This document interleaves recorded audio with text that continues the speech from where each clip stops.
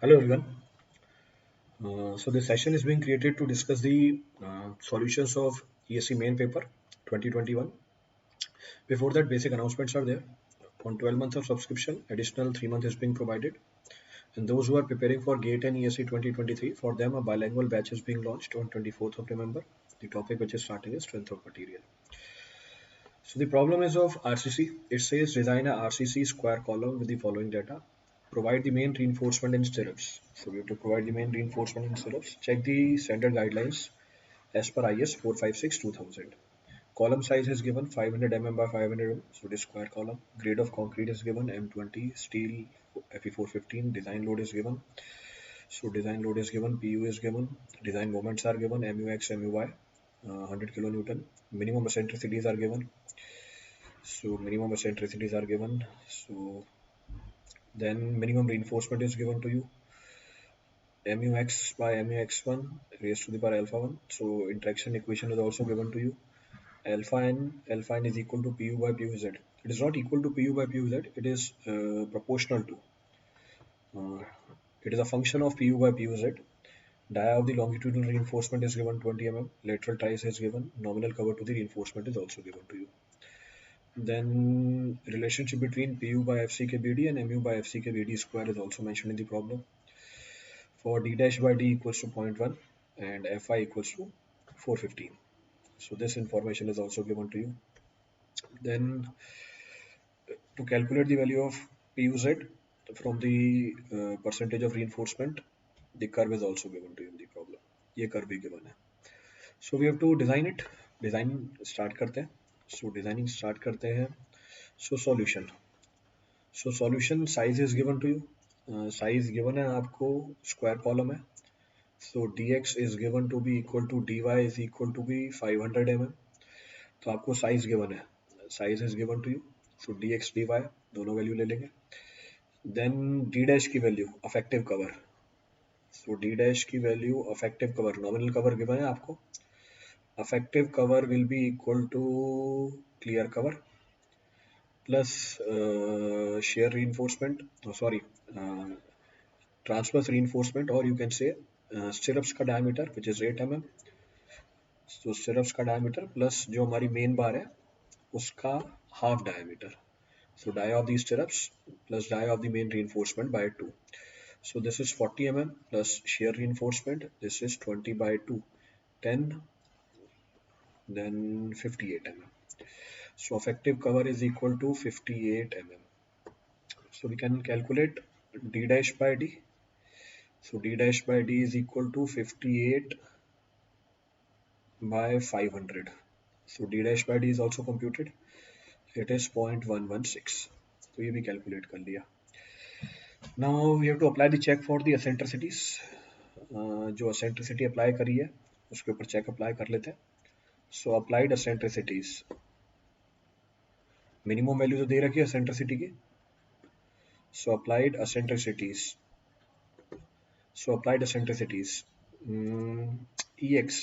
Ex will be equal to what?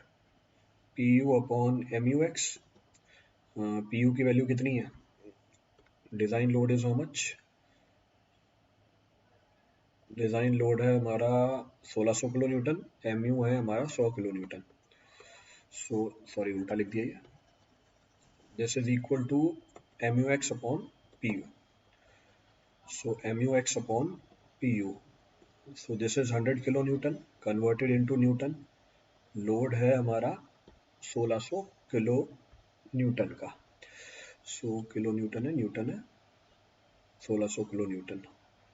So 1600 kilo Newton ठीक है. तो ये सेंट्रिसिटी फिर किलो न्यूटन mm में निकल के आ जाएगी वैल्यू. तो अगर मैं इसको सॉल्व करूं it comes out to be 62.5 mm which is more than Ex minimum जो आपको दे रखी है. Ex minimum 20 mm. तो मिनिमम एसेंट्रिसिटी 20 mm की तो थी हमारे पास. उसी तरीके से Ey is equal to Muy upon Pu.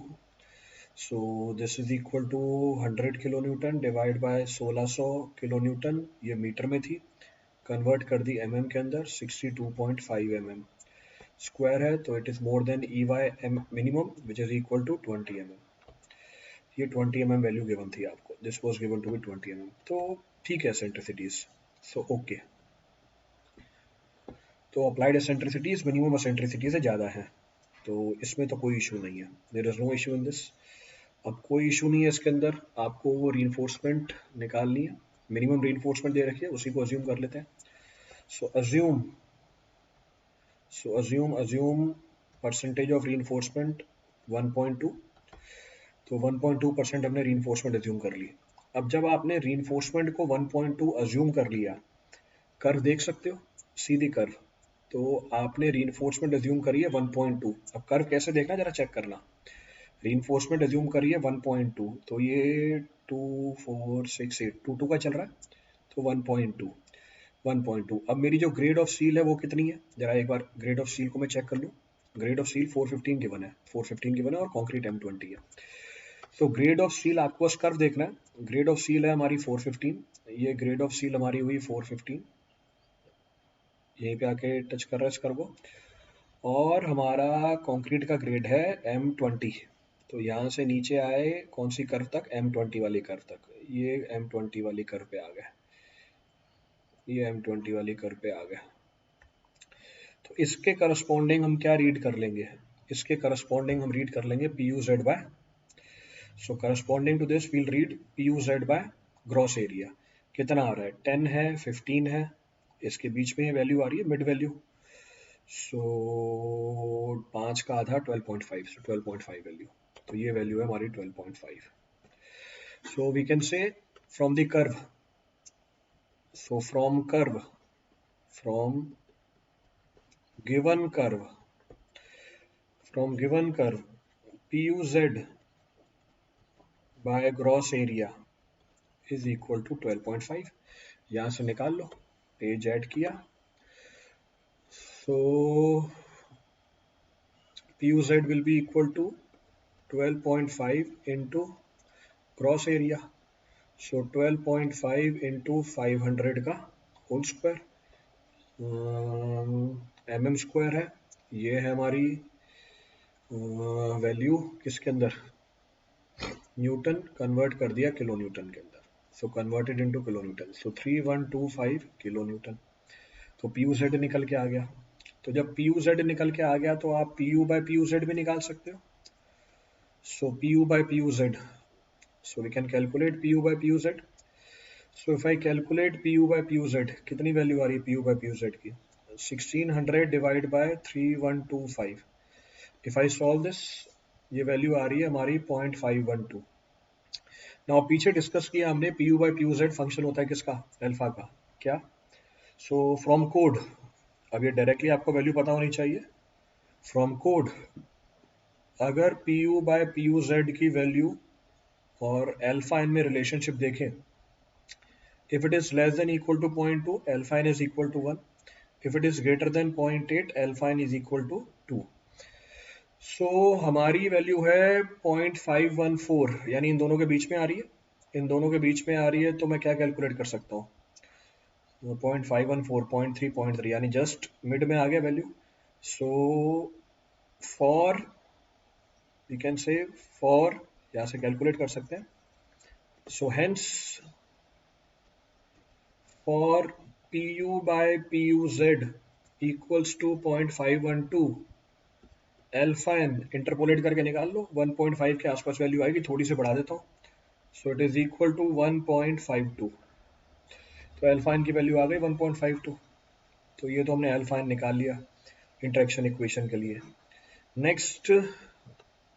Next मुझे क्या चाहिए, relationship between PU by FC के BD, PU by FC के BD यानी ओवरऑल डेप्थ चाहिए, इसकी मदद से आप क्या निकाल लोगे, MU by FC के BD स्क्वायर निकाल लोगे, with the help of this you will calculate MU by FC के BD स्क्वायर, ठीक है, तो कैलकुलेट करते हैं अब PU by FC को BD, so now PU by FC के B into D 1600 kilo newton converted into newton, FC के है 20, B और D same 500 into 500, 500 into 500 solve किया, it comes out to be 0.32, D dash by D की value निकाल रखी है पीछे हमने, डी डैश बाई डी की वैल्यू निकाल रखी है 0.116, अब जरा चेक करो, d डैश बाई डी 0.1 के लिए ये वाले कर्व है, इसी कर्व को देखेंगे, और कोई कर्व दे भी नहीं रखी है आपको, no other curve is given to you. So कोई और कर्व तो मेंशन्ड भी नहीं है। तो P U by F C के बी डी की वैल्यू है हमारी, फिर से P U by F C के बी डी की वैल्यू हमने अभी कैलकुलेट करी 0.32। सो 0.32 उससे ज़्यादा ही होगी, तो ये हमारी वैल्यू है 0.32। So this is the value 0.32। Then P upon F C के curve, P upon F C के कितना है हमारा, कैलकुलेट करना पड़ेगा पी अपॉन एफ सी के। So now P upon FCK BD is equal square and P upon FCK. So percentage of seal upon FCK यही है, P upon FCK. So P upon FCK. So P upon FCK की value calculate करेंगे, P upon मैंने कितना लिया है P 1.2%. So P upon FCK. P upon FCK is equal to 1.2 by 20 which is equal to 0.06. Previous गए, सो 0.06, तो P upon F C के 0.06 की वैल्यू है, 0.06 की वैल्यू देखो भैया, 0.06 का है, ये है हमारी पहली दूसरी तीसरी चौथी कर्व ये आ रही है चौथी कर्व। इसके करस्पॉन्डिंग क्या उठा लेंगे, इसके corresponding M U by F C के बी डी स्क्वायर उठा लेंगे। तो इसके corresponding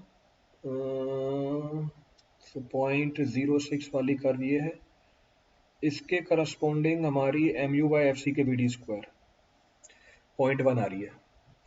so from the curve, तो कर्व गिवन ही था आपको, from curve M U by F C के बी डी स्क्वायर कितना निकल के आ रहा है, so M U by F C के बी डी स्क्वायर, कर्व को रीड करके निकाले, तो बहुत ही आसान सवाल है, कर्व रीड करने आनी चाहिए आपको। M U upon F C के B D square is equal to 0.1, तो क्या कैलकुलेट कर सकते हो, M U X which is equal to M U Y. तो M U X M U Y calculate कर सकते हो, रिक्वायर्ड होगी वैल्यू इंटरेक्शन इक्वेशन में डालने के लिए। x1 y1 बोला है तो x1 y1 डाल देंगे, सो x1 y1, so mu x1 which is equal to mu y1 is equal to 0.1 20, v और d की वैल्यू सेम है, सो b d स्क्वायर, सो b d स्क्वायर, ये वैल्यू आएगी न्यूटन mm में, कन्वर्ट कर दिया -6 से मल्टीप्लाई करके किलो न्यूटन, ये वैल्यू वीडियो के अंदर पीछे छुप गई होगी तो नीचे लिख दिया मैंने। So it comes out to be 250 kilo newton metre. तो खत्म कहानी। अब इंटरेक्शन इक्वेशन में चेक कर लो कि सेटिस्फाई हो रही है या नहीं हो रही है। So next page, so now mu x by mu x1, so mu x by mu x1 raised to the power alpha n plus mu y upon mu y1 raised to the power alpha n, this is equal to what, इसकी value check कर लेते हैं। तो अगर इसकी मुझे value check करनी है, एम यू एक्स दे रखा है आपको 100, एम यू एक्स वन हमने निकाला पीछे 250, एल्फा एन की वैल्यू कितनी है हमारी 1.52 plus 100 upon 250 1.52, so this is equal to 2 into 100 by 250 raise to the power 1.52। इसको सिंप्लीफाई किया, it comes out to be 0.5 which is less than 1 से कम आ रही है। तो hence percentage of seal आपने सही माना, hence PT equals to 1.2% is okay। तो area of seal निकाल लो, area of seal in compression is equal to what, 0.12 times of B into D, so 0.12 sorry 1.2 है, so 1.2 by 100 into 500 into 500, area of seal निकल के आ गई 3000 mm square. Diameter दे रखा है आपको, so dia of longitudinal bar given in the problem, so dia of longitudinal bar, so dia of longitudinal bar phi is equal to 20 mm। तो area of steel, एक bar का area pi D square by 4। तो एक bar का area calculate कर लेंगे, number of bars निकाल लेंगे यहाँ से। From here I can calculate the number of bars. तो एक बार का एरिया है हमारा 3.14, 3.14 into 20 divide by 4, 314। So 314 mm square. So number of bars required. So number of bars required. Number of bars required comes out to be what? Total area of the steel required in compression, area of one bar. So 3000 divided by 314. तो value कितनी निकल के आ रही है? Value 10 में ज़्यादा हो जाएगी तो 9.55। सो प्रोवाइड 10 बार्स, 10 बार प्रोवाइड करेंगे। सो provide 10 bars of 20 mm diameter. So 10 bars of 20 mm diameter, तो 20 mm के डायमीटर के 20 bars प्रोवाइड करेंगे। अब जो हमारा डिस्ट्रीब्यूशन स्टील है, जो स्टरप्स है, उसका एरिया तो आपको, उसकी साइज आपको बता रहा है 8 mm की। सो प्रोवाइड लेटरल टाइज, तो पेज ऐड किया। So provide lateral ties of 8 mm diameter. So lateral ties देनी है 8 mm के डायमीटर की। So lateral ties of 8 mm diameter. Spacing निकाल सकते हो, तो स्पेसिंग कैन बी कंप्यूटेड। तो स्पेसिंग कितनी होती है?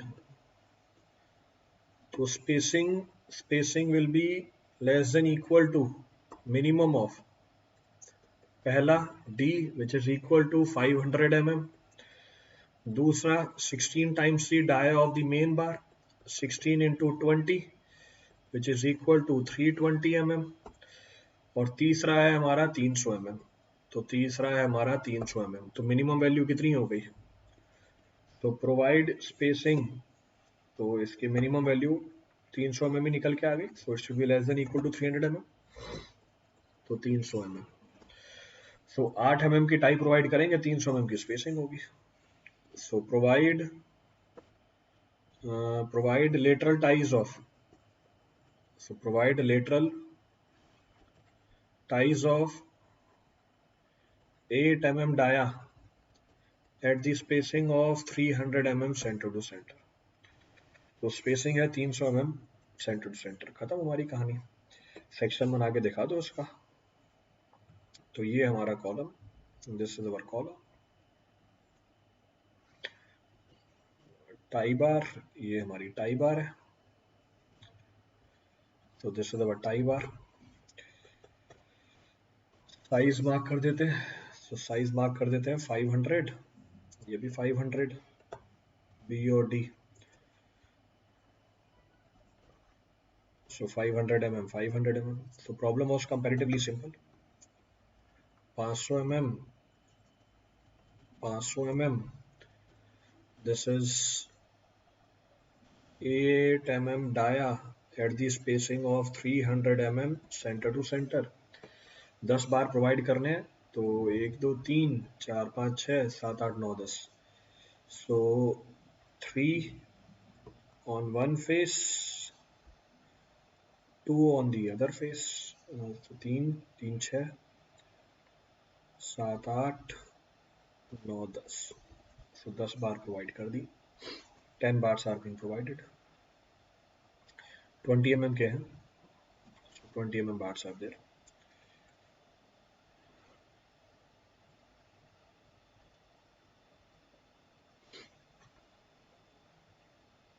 So these are the bars being provided.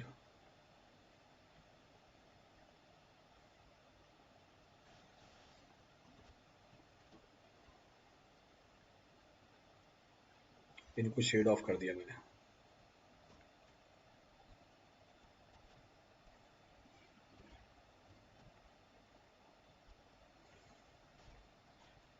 So 10 bars of 20 mm diameter. So designing is complete. Column की डिजाइनिंग कंप्लीट है हमारी। चलिए, थैंक यू एवरीवन।